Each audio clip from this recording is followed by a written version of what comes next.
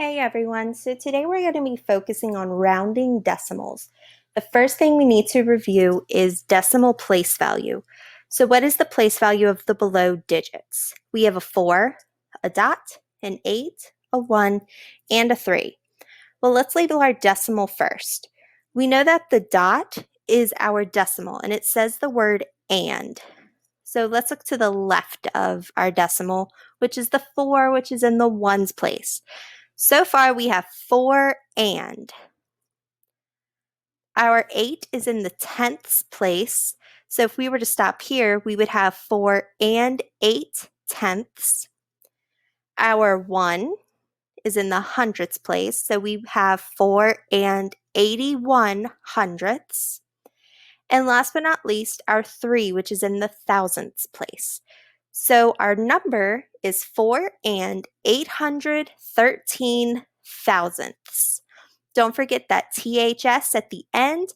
Otherwise, you are looking at the tens, hundreds, and thousands place. And we are looking to the right of the decimal at the tenths, hundredths, and thousandths. So if we have the number 36 and we're trying to round the following number to the nearest 10, well, the tens place is actually our 3. So we're going to draw a line underneath our 3 and we're going to look next door at its neighbor, which is a 6.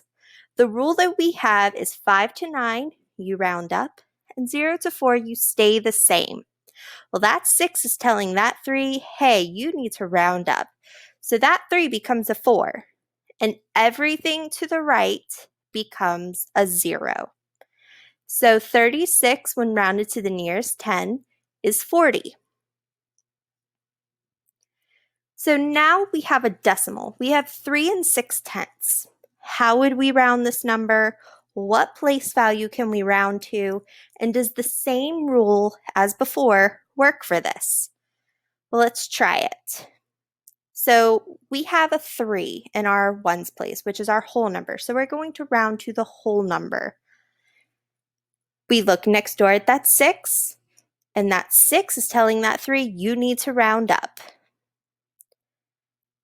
And then everything to the right of that underlined number becomes a 0. But we're forgetting one important step. That decimal has to get brought up as well. So instead of 3 and 6 tenths rounding to 40, 3 and 6 tenths rounds to 4, or 4 wholes. So now we're going to round to the nearest tenth. So we have our 4 in our tenths place. So we have 1 and 472 thousandths. We're only looking at the 4 right now. So that 4, we go to the neighbor next door, which is a 7. Remember, that rule says 5 to 9, you round up. So that 4 rounds up to a 5. And just like with everything else, whatever is to the right becomes a 0. But we're forgetting about the 1 in the decimal to the front. So that 1 in decimal just gets brought up. So 1 and 472 thousandths rounds to 1 and 500 thousandths, or 1 and 5 tenths, because you don't need to say the zeros. If we're rounding to the hundredths place, we have our 1 in the hundredths place. So we have 3 and 917 thousandths. Our 1's in our hundredths place. We're going to look next door to our 7. That 7 is telling that 1, hey, you need to go up. So it rounds up to a 2. Everything to the right becomes a 0. And everything to the left, which is the 3, the decimal, and the 9, gets brought up. So 3 and 917 thousandths rounds to 3 and 92 hundredths.